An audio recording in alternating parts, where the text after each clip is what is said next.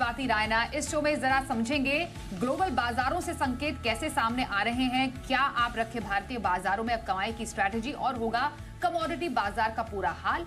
शुरुआत करते हैं सबसे पहले ग्लोबल बाजार के अपडेट के साथ ही। हमारे साथ है Neha Anand. Neha, good morning to you.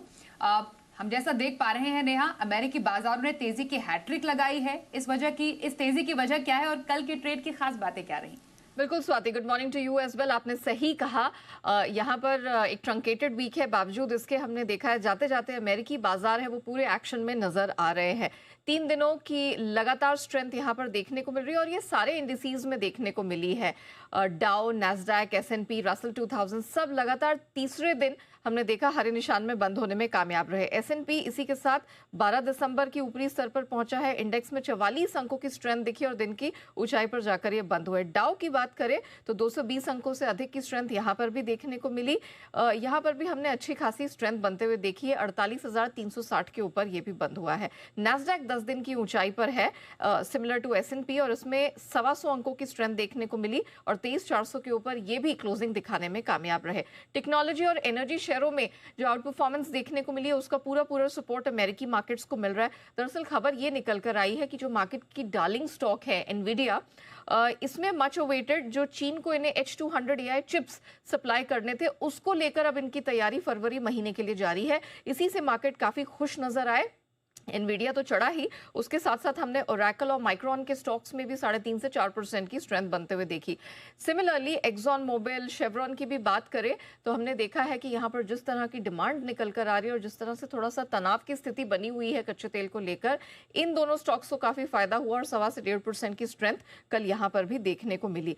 आपको बता दें कि आज का दिन इंपॉर्टेंट है क्योंकि अमेरिका में बहुत सारे इकोनॉमिक डेटा निकल कर आएंगे। पहला तो तीसरी तिमाही के GDP के नंबर्स पर फोकस होगा ही। नवंबर के IIP, consumer durable, consumer confidence, ऐसे बहुत सारे इंपॉर्टेंट आंकड़े हैं जो आज निकल कर आने हैं। डॉलर इंडेक्स यहाँ पर 3 दिनों की तेजी पर ब्रेक लगा, 98 के नीचे जाते हुए देखा।